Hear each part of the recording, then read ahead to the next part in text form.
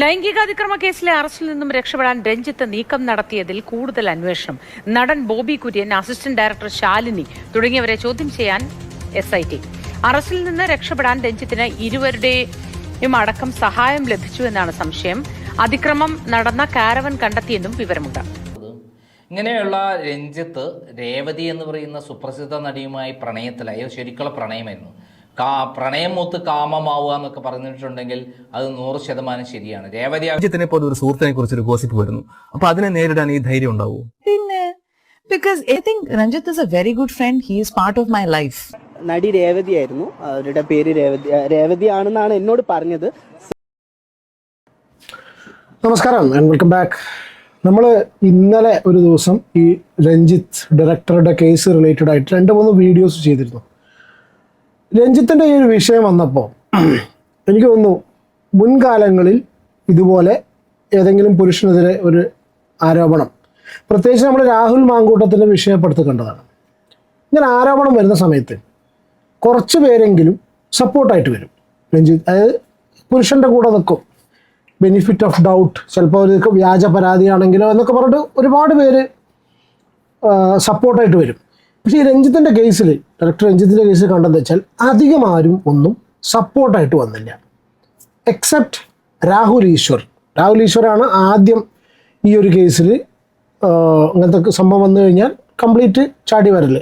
രാഹുൽ ഈശ്വറിന് ഇനി ഒരു കാരണവശാലും എനിക്ക് തോന്നുന്നില്ല ഏതൊരു കേസ് വന്നു കഴിഞ്ഞാലും ഇനീഷ്യൽ സിറ്റുവേഷനിൽ രാഹുൽ അങ്ങനെ ആ ഒരു ബാധിക്കപ്പെട്ടിട്ടുള്ള ആ ഒരു സ്ത്രീയുടെ കൂടെ നിൽക്കും എന്ന് എനിക്ക് തോന്നുന്നില്ല. കാരണം വെച്ചാൽ രാഹുലിൻ്റെ നിലപാട് കൊണ്ടല്ല, എനിക്ക് മനസ്സിലായിട്ടുള്ളത്. കാരണം ഒരുപാട് ആൾ ഇതിനു വേണ്ടി ഇങ്ങനെ പറഞ്ഞ് പ്രസ്താവിച്ച് സോഷ്യൽ മീഡിയയിൽ പോസ്റ്റുകൾ എഴുതി കഴിയുന്ന സമയത്ത് തിരിച്ച് പറയാൻ പറ്റാത്ത ഒരവസ്ഥ വരും. ആ ഒരു കണ്ടീഷനിലാണ് രാഹുൽ ഈശ്വർ ഇരിക്കുന്നത് എനിക്ക് പേഴ്സണലി ഫീൽ ചെയ്യുന്നത്. കാരണം എന്താ വെച്ചാൽ രാഹുൽ ഈശ്വർ സോഷ്യൽ മീഡിയയിൽ ഫേസ്ബുക്കിൽ ഒരു പോസ്റ്റ് ഇട്ടിട്ടുണ്ടെന്നല്ലേ, ആ പോസ്റ്റിൽ രാഹുൽ തീരെ പോലും ആ ഒരു ലേഡിയെ സപ്പോർട്ട് ചെയ്യുന്നില്ല. എന്നാൽ ആ ഒരു പോസ്റ്റിൽ രാഹുൽ രഞ്ജിത്തിനെ സപ്പോർട്ട് ചെയ്യുന്ന പോലെ തോന്നി.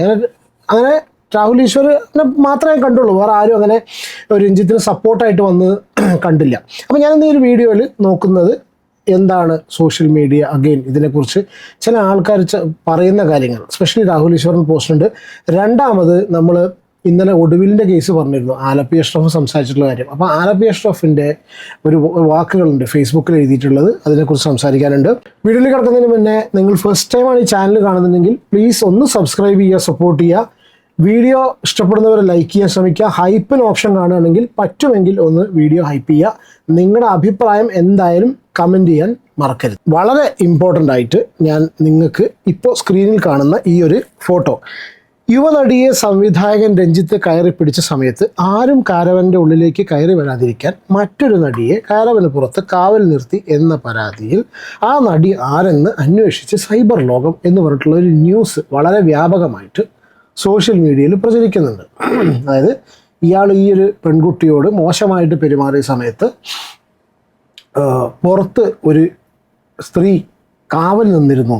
അതായത് സ്ത്രീക്ക് ശത്രു സ്ത്രീ തന്നെ. ആ പെൺകുട്ടിയെ ഇയാൾ ഉപദ്രവിക്കുന്ന സമയത്ത് മറ്റാരും കയറി വരാതെ കാവൽ ഒരു പെണ്ണ് നിന്നിട്ടുണ്ടെങ്കിൽ അവളെ എന്താണ് വിളിക്കേണ്ടത് എന്ന് നിങ്ങൾ പറയും. ഇങ്ങനെ ഒരു ആരോപണം വരുന്നുണ്ട്. കാരണം വെച്ചാൽ ഇപ്പോൾ ഓൾറെഡി ഇതിൽ 2 പേരെ SIT ചോദ്യം ചെയ്യുന്നുണ്ട്. ഒന്ന് ഇതിൻ്റെ ഒരു ഫിലിമുമായിട്ട് കണക്ട് ചെയ്തിട്ടുള്ളൊരു ലേഡി, രണ്ടാമത് നമ്മുടെ ബോബി കുര്യൻ പണി സിനിമയിലുള്ള. കാരണം ഇയാൾ ഇതിനുള്ള സഹായം, ഇവർ 2 പേരും ഇതിനുള്ള സഹായം ചെയ്തു കൊടുത്തു. ഇയാൾക്ക് മുങ്ങാനുള്ള, രക്ഷപ്പെടാനുള്ള സഹായം ചെയ്തു കൊടുത്തു. ഇയാൾ ഒളിവിൽ പോകാനുള്ള പരിപാടി ആയിരുന്നു. അങ്ങനെയാണ് പോലീസ് അവിടുന്ന് പിടികൂടിയിട്ടുള്ളത്.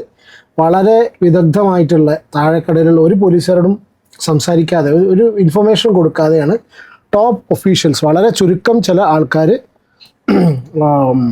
മാത്രം അറിഞ്ഞുകൊണ്ടാണ് ഈ ഒരു ഓപ്പറേഷൻ നടത്തിയത്.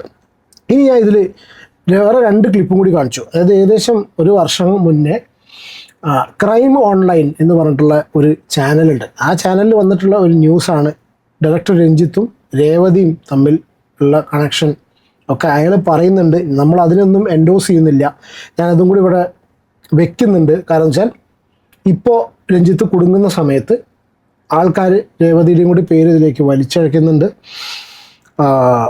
കാരണം എന്താ വെച്ചാൽ കഴിഞ്ഞ പ്രാവശ്യം ഒരു പയ്യനെ ഇവൻ പീഡിപ്പിച്ചു, ഇയാൾ പീഡിപ്പിച്ചു എന്ന് പറഞ്ഞിട്ടുള്ള ഒരു സിറ്റുവേഷൻ ഉണ്ടായപ്പോൾ ഇവൻ്റെ നഗ്ന ഫോട്ടോ പകർത്തുന്ന സമയത്ത് വേറൊരു ലേഡി കൂടി, ആ ഒരു നടി രേവതി ലൈനിലുണ്ടായിരുന്നു എന്ന് പറഞ്ഞിട്ടുള്ള ഒരു മൊഴിയും കൂടി ആ ഒരു പയ്യൻ്റെ വന്നിരുന്നു.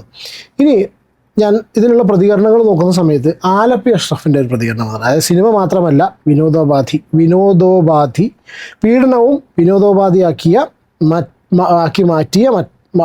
മാറ്റിയ സംവിധായകൻ, മലയാള സിനിമയിലെ മാടമ്പി, ഇന്നയാൾ അഴിയെണ്ണുന്നു, ഇത് ഒടുവിൽ ഉണ്ണികൃഷ്ണൻ്റെ ശാപമോ അതോ നിസ്സഹായകരായ സ്ത്രീകളുടെ കണ്ണുനീരിൻ്റെ ഫലമോ? ഞാൻ ഇന്നലെ വീഡിയോ ചെയ്ത സമയത്ത് തന്നെ പറഞ്ഞു, നമ്മൾ ഈ ഒരു വിഷയം കേട്ട സമയത്ത് തന്നെ ഏറ്റവും കൂടുതൽ വിഷമം ഉണ്ടാക്കിയൊരു സംഭവം, ഏറ്റവും കൂടുതൽ നമുക്ക് വിഷമല്ല, ഏറ്റവും കൂടുതൽ മനസ്സിലേക്ക് വന്നിട്ടുള്ളത് ഈ ആലപ്പി അഷ്റഫ് അന്ന് പറഞ്ഞിട്ടുള്ള കാര്യമാണ്.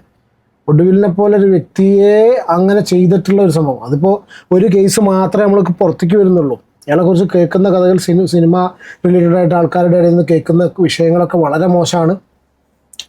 മമ്മൂക്ക, മോഹൻലാൽ, ലാലേട്ടൻ ഇതുപോലുള്ള ആരെ ഒരു വില വയ്ക്കാതെ അവരെന്ന് ഉദ്ദേശിച്ചത് ഒരു big games of Malayalam film ഇൻഡസ്ട്രിയാണ്. അതുപോലെ ഒരു നടനെയും എല്ലാവരും തൻ്റെ കാൽക്കീഴിലാണ് എന്ന് വിശ്വസിച്ച് അവരെ പോലും തീരെ വകവയ്ക്കാതെ പോയിരുന്നൊരു വ്യക്തിയാണ്. ഇതൊന്ന്. ഇനി ഇതിൽ ഇപ്പോൾ ഞാൻ സ്ക്രീനിൽ കാണുന്ന ഒരു മിനിറ്റ്, ഇപ്പോൾ നിങ്ങൾ സ്ക്രീനിൽ കാണുന്നത് ആണ് രാഹുൽ ഈശ്വറിൻ്റെ കുറിപ്പ്. എന്നിട്ട് നമുക്ക് മറ്റേ ന്യൂസിലേക്ക് പോകാം, ക്രൈമിൻ്റെ കേട്ടോ. ശ്രീ രഞ്ജിത്ത്, രാഹുൽ ഈശ്വർ എന്തുകൊണ്ടാണ് സപ്പോർട്ട് ചെയ്യുന്നത്? രാഹുൽ ഈശ്വർ സപ്പോർട്ട് ചെയ്യുന്നില്ല ചിലപ്പോൾ ഒരു പക്ഷേ ആൾക്കാർ പറയുമായിരിക്കാം, പക്ഷേ ഞാൻ ഈ ഒരു പോസ്റ്റ് ഞാൻ വായിച്ച് കേൾപ്പിച്ചു തരാം. ശ്രീ രഞ്ജിത്തിനെ ആക്രമിക്കുന്നതിന് ന്യായീകരിക്കുന്നതിന് മുൻപ് ക്ഷമയോടെ സത്യം അറിയാൻ കാത്തിരിക്കുക. ആദ്യത്തെ വാചകം തന്നെ, ശ്രീ രഞ്ജിത്തിനെ ന്യായീകരിക്കുന്നതിന് മുമ്പ് ക്ഷമയോടെ സത്യം അറിയാൻ കാത്തിരിക്കുക. രണ്ടും പറയുകയാണ്, രണ്ട് നടുക്കുകൾ നിന്നിട്ട്, രണ്ട് തോണി ഉണ്ടെങ്കിൽ നടുക്കാട്ടോ. ശ്രീ രഞ്ജിത്ത് ഇതിഹാസ തുല്യനായ കലാകാരനാണ്. ഒരുപാട് കലാകാരന്മാരുണ്ട്, പക്ഷേ ഒരു മനുഷ്യൻ എന്താണ് എന്നുള്ളതാണ് ബാക്കിയുള്ളവർ നോക്കേണ്ടത്. മനസ്സിലായോ? കലാകാരന്മാർ തന്നെയാണ്, അവർ സ്ക്രീനിലൊക്കെ പല പരിപാടിയും കാണിക്കും, ഓഫ് സ്ക്രീൻ അവർ വളരെ മോശമായിട്ടുള്ള സ്വഭാവമുള്ള ആൾക്കാരായിരിക്കും. അതൊക്കെ ജനങ്ങൾ അതിനനുസരിച്ച് കണ്ടുപോകും. നമ്മളൊക്കെ അങ്ങനെയൊക്കെ ആണെങ്കിൽ കൂടി ആൾക്കാർ കാണുക, ഇയാൾ ഇങ്ങനത്തെ നല്ലതല്ല എന്ന കഥാപാത്രങ്ങളിലൂടെ അറിയപ്പെടുന്ന ആൾക്കാരുണ്ടായിരിക്കും. ശരിയാണ്, നല്ല കലാകാരനാണ്. അദ്ദേഹത്തിനെതിരെ മുൻപ് ഉയർന്ന പരാതികൾ വ്യാജമായിരുന്നു. ഈ ഒരു പോസ്റ്റ് കംപ്ലീറ്റ് രാഹുൽ ഈശ്വരൻ ന്യായീകരിക്കുകയാണ് കേട്ടോ. That's what I personally feel. ഈ പരാതി സത്യമാകാം, കള്ളമാകാം, നമുക്കറിയില്ല. സത്യത്തിനോടൊപ്പം അവൾക്കൊപ്പവും അവനൊപ്പവും ഇല്ല, രണ്ടുപേർക്കൊപ്പം ഇല്ല എന്ന് പറഞ്ഞിട്ടാണ് രാഹുൽ ഈശ്വർ എഴുതുന്നത്. എന്തായാലും പരാതിക്കാരി ICC ഇന്റേണൽ കംപ്ലൈൻറ്റ് കമ്മിറ്റിക്ക് മുൻപ് പരാതി നൽകിയിട്ടില്ല എന്നാണ് പുറത്തു വരുന്ന വിവരം. അപ്പോൾ ഈ ഒരു ഇത് അനുഭവിച്ചിട്ടുള്ള സ്ത്രീയുടെ മാനസികാവസ്ഥ എന്താണെന്നുള്ള അറിയില്ല, ആ സ്ത്രീ ആരാണെന്ന് അറിയില്ല, അപ്പോൾ അവരുടെ മാനസികാവസ്ഥ എന്താണെന്നറിയില്ല, എത്രത്തോളം അവർ അനുഭവിച്ചു, അതിൻ്റെ ട്രോമ എന്തൊക്കെ ഉണ്ട്, എന്താണ് അവർ നേരിട്ടിട്ടുള്ളത് എന്നുള്ളത് പോലും വ്യക്തമായിട്ട് അറിയാത്തൊരു സാഹചര്യത്തിൽ അവർക്കൊരു തുള്ളി പോലും സപ്പോർട്ട് ഇവിടെ രാഹുൽ ഈശ്വർ ചെയ്യുന്നില്ല എന്നാണ് എനിക്ക് മനസ്സിലാവുന്നത്. രണ്ടാൾക്കൊപ്പം ഇല്ല എന്ന് പറയുന്ന സമയത്തും അപ്പോഴും ഇത് രഞ്ജിത്തിനെ ന്യായീകരിച്ചുകൊണ്ടുള്ളൊരു പോസ്റ്റാണ്. മുൻപത്തെ ഒരു കേസിൽ കോടതി പറഞ്ഞ് ശ്രീ രഞ്ജിത്തിനെതിരെ ഉള്ളത് classic example of fake case എന്നാണ്. അതായത് ഇത് ഇത് മുൻപ് പറഞ്ഞത് ഫേക്ക് കേസാണ്, അപ്പോൾ ഇതും ഫേക്ക് ആവാനാണ് സാധ്യത എന്നാണ് രാഹുൽ ഈശ്വർ വിധി എഴുതുന്നത്. സിനിമാ രംഗത്തുള്ളവർക്ക് ശത്രുക്കൾ സ്വാഭാവികം, തർക്കങ്ങൾ അതിസ്വാഭാവികം. ഇതിനൊക്കെ കൺവേ ചെയ്യുന്ന ഒരൊറ്റ മെസ്സേജ് ഇത്രയേ ഉള്ളൂ, ദിസ് പേഴ്സൺ ഇസ് ഇന്നസെൻറ്റ് എന്നാണ്. പോലീസ് പറയുന്നതിന് ഒരു പരിധിക്കപ്പുറവും ഗൗരവം ഇല്ല. കാരണം അവർ അവരുടെ ജോലി തീർക്കാൻ പെൺകുട്ടിയുടെ നിലപാടിനോടൊപ്പം ഉള്ള മാക്സിമലിസ്റ്റ് പൊസിഷൻ, പരമാവധി അനുകൂല നിലപാടോടെ സ്വീകരിക്കൂ. പോലീസിൻ്റെ നിയമപരമായ ദൗർബല്യമാണ് ഉത്തരവാദിത്വവും. ഇതിന്ന് വളരെ കൃത്യമായിട്ട് മനസ്സിലായല്ലോ. ഇയാൾ കംപ്ലീറ്റ് ഇപ്പം സൈഡ് ചെയ്യുന്നത് രഞ്ജിത്തിനെ തന്നെയാണ്, അതിൽ യാതൊരു സംശയമില്ല.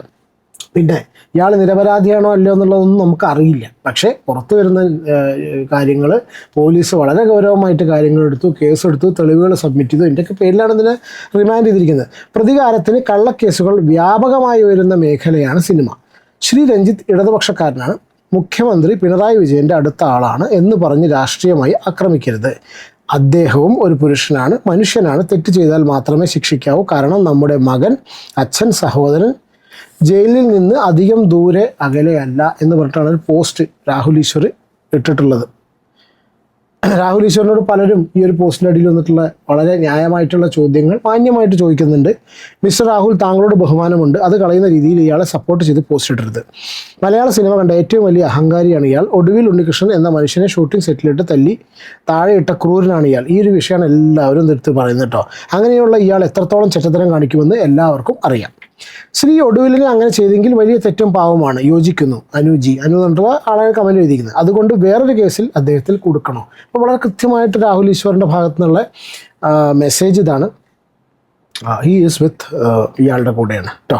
പിന്നെ കുട്ടിക്കൽ ജയചന്ദ്രൻ പഴയ കേസുള്ളതുകൊണ്ട് കള്ളക്കേസിൽ ഉണ്ടാകുന്നവരെക്കാൾ ആഭാസന്മാർ വെറുതെ അങ്ങ് കമൻറ്റുമായി ഫാദർലെസ്സുകളാണ് എന്നാണ് പറയുന്നത്. ഓക്കെ, ഇനി നമുക്ക് ഇതാണ് രാഹുൽ ഈശ്വറിൻ്റെ പോസ്റ്റ്. ഇനി നമുക്ക് നമ്മുടെ ആദ്യം ഞാൻ ഇട്ടിട്ടുള്ള ഒരു ന്യൂസ് ഉണ്ട്.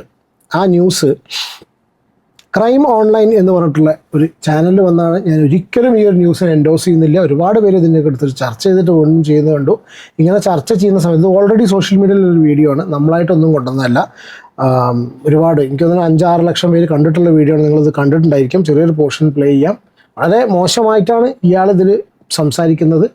ഇയാൾ സംസാരിക്കുന്നതിന് രഞ്ജിത്തിനെ കുറിച്ച് വളരെ ഇതാക്കി പറയുന്ന സത്യത്തിൻ്റെ കൂട്ടത്തിൽ രേവതി എന്ന് പറഞ്ഞിട്ടുള്ള സ്ത്രീയെ, ആക്ട്രസിനെ വളരെ മോശമായിട്ടാണ് പോർട്രേ ചെയ്യുന്നത്. രാവണപ്രഭുവിലും അതേപോലെ ദേവാസുരത്തിലും അതെല്ലാം രഞ്ജിത്തിൻ്റെ സ്ക്രിപ്റ്റായിരുന്നു. ആ രഞ്ജിത്തിൻ്റെ സ്ക്രിപ്റ്റിൽ തയ്യാറാക്കിയ കഥാപാത്രങ്ങളിൽ ആദ്യം മോഹൻലാലുമായിട്ട് വളരെ അടുത്ത ബന്ധമുണ്ടായിരുന്നു രേവതി. പിന്നീട് രഞ്ജിത്തുമായി വളരെ അടുത്ത ബന്ധമായി. രഞ്ജിത്തിൻ്റെ ഏറ്റവും പ്രിയപ്പെട്ട ആളായി. രഞ്ജിത്തിന് രേവതി ഇല്ലാതെ ജീവിക്കാൻ പറ്റില്ല. ഏത് സമയത്ത് ഫോണിലൂടെയാണെങ്കിൽ നേരിട്ടും രഞ്ജിത്ത് രേവതിയോട് ഇഴുകിച്ചേർന്നുകൊണ്ട് മനസ്സും തമ്മിൽ ഒന്നിച്ച് അവർ ശരീരവും മനസ്സും ഒന്നിച്ച് അങ്ങനെ യാത്ര ചെയ്തു. അതിലൊരു കുട്ടി ജനിച്ചു. ഈ സമയത്താണ് ഭാര്യ അറിയുന്നത്. ഭാര്യ ആകെ പ്രശ്നമായി. പിന്നീട് അവർക്ക് മാനസിക നില തെറ്റി. കാരണം അത്രയും അവർ രഞ്ജിത്തിനെ സ്നേഹിച്ചിട്ടുണ്ടായിരുന്നു. മാനസിക നില തെറ്റി അവർ ഭ്രാന്തിയായി എന്നുള്ളതാണ് സത്യം. അതോടൊപ്പം തന്നെ ഈ രേവതി പ്രശ്നം വാർത്തകളായി. രേവതി ഗർഭിണിയാണെന്നുള്ള വിവരം പുറത്തു വന്നു. അത് വലിയ ഒച്ചപ്പാടുണ്ടാക്കി. അങ്ങനെ അവസാനം എന്തായി? രേവതി ഇപ്പോൾ അവസാനം പറഞ്ഞ മറ്റൊരു ഡോണറുടെ ഒരു കുട്ടിയെ ദത്തെടുക്കുകയാണ് ചെയ്തതെന്നാണ് പറഞ്ഞത്. രേവതി നേരത്തെ ഒരു നടനെ വിവാഹം കഴിച്ചിരുന്നു. അദ്ദേഹത്തിൻ്റെ പേരാണ് സുരേഷ് ചന്ദ്ര മേനോൻ എന്ന് പറയുന്ന ആളായിരുന്നു മുമ്പ് കല്യാണം കഴിച്ചിരുന്നത്. 96 കല്യാണം കഴിച്ചെങ്കിലും 2002 അത് ഡിവേഴ്സായി എന്നാണ് ഞാൻ മനസ്സിലാക്കുന്നത്. എന്തായാലും അവർ ആദ്യം നേരത്തെ വിവാഹം കഴിച്ചിരുന്നു.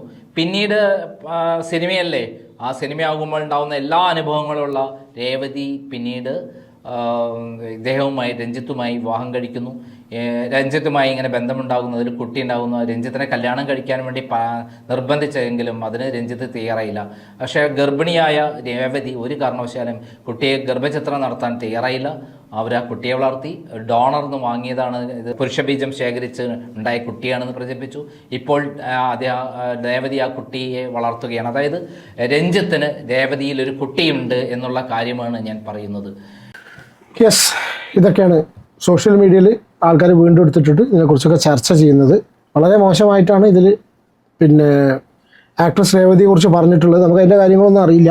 ക്രൈം ഓൺലൈനിൽ വന്നിട്ടുള്ളതാണ്. ഒരുപാട് ഗോസിപ്സും കാര്യങ്ങളൊക്കെ പറയുന്ന ഒരു ചാനലാണ്. ചില കാര്യങ്ങളും സത്യമുള്ളത് പറയാറുണ്ട്, ഒരുപാട് ഗോസിപ്സും പറയുന്നുണ്ട്. ഇതിപ്പോൾ സത്യമാണോ ഗോസിപ്പാണോ എന്നുള്ള കാര്യമില്ല. എന്തായാലും 1 വർഷം മുന്നേ ഈ ഒരു ചാനലിൽ വന്നിട്ടുള്ള ഒരു വീഡിയോ ആണ്. എന്തായാലും അഴിക്കുള്ളിലാണ്. പഴയ ഞാൻ പല ചാനലിലുള്ള ന്യൂസ് കണ്ട സമയത്ത് ആ ഒരു ദമ്മും കാര്യങ്ങളൊക്കെ വിട്ടിട്ടുണ്ട്. ഗൗരവമൊക്കെ പോയി. സംഗതി ആള് ആകെ പതറിയ കണ്ടീഷനിലാണ് എന്നാണ് കേൾക്കുന്നത്. പതറാതിരിക്കില്ല. കാരണം മലയാളത്തിൽ പറഞ്ഞ പോലെ തന്നെ ഉപ്പ് തിന്നവർ വെള്ളം കുടിക്കും. കർമ്മ എന്ന് പറഞ്ഞിട്ടുള്ളൊരു സംഭവമുണ്ട്. ഇന്നലെ ഇപ്പോൾ ആ ബംഗാളി നടി ഇയാളെ കുറിച്ച് പറഞ്ഞില്ലേ, കർമ്മ എന്ന് പറഞ്ഞിട്ടുള്ള ഒരു സംഗതി ഉണ്ട്. അത് ചില്ലറ സംഭവമല്ല. മോശമായിട്ട് നമ്മൾ ചെയ്തിട്ടുണ്ടെങ്കിൽ ഒരു പരിധി വരെ ചിലപ്പോൾ ആൾക്കാരുടെ കണ്ണുപൊടിയിട്ട് പിടിച്ചിരിക്കാൻ പറ്റും. പക്ഷെ അതിനപ്പുറം ഒന്നും ഉണ്ടാവില്ല. അത് ഡെഫിനറ്റ്ലി കുറച്ചു കാലം കഴിഞ്ഞ സമയത്ത് എല്ലാം പുറത്തു വന്ന് അകത്താവും എന്നുള്ളതിൽ യാതൊരുവിധ സംശയമില്ല. ഇനി വേറെയും ചില ആൾക്കാരുണ്ട് പണ്ട് ഇതേപോലത്തെ ചാർജസും കാര്യങ്ങളൊക്കെ വന്ന് തൽക്കാലം രക്ഷപ്പെട്ടു പോയിട്ടുള്ള കുറച്ച് പേര്. അവരുടെ സമയം എപ്പോഴാണ് വരുന്നത് എന്നുള്ള കാര്യം നമുക്കറിയില്ല.